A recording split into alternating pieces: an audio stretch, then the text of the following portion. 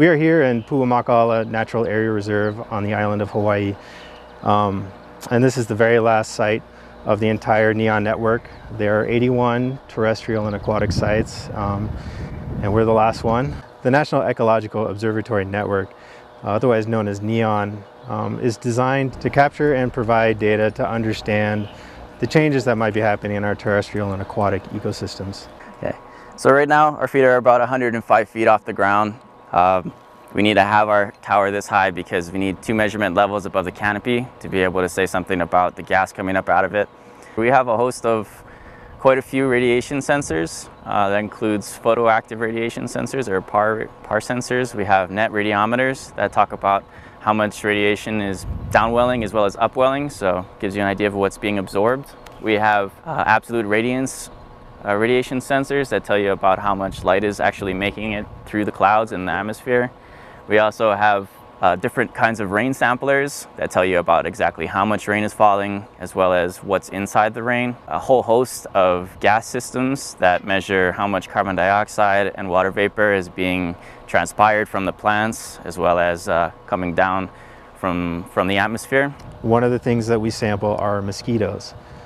And so we have mosquito plots that go from lower elevation up into higher elevation. So over the course of 30 years, we'll be able to see if the mosquitoes are moving up to the mountain.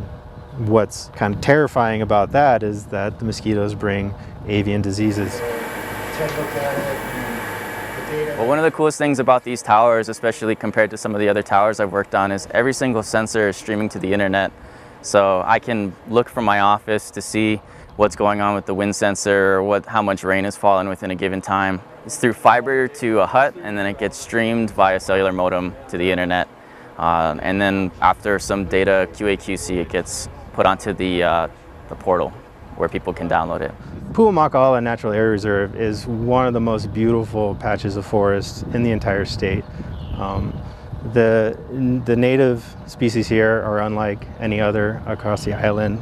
The diversity is unlike any across the island.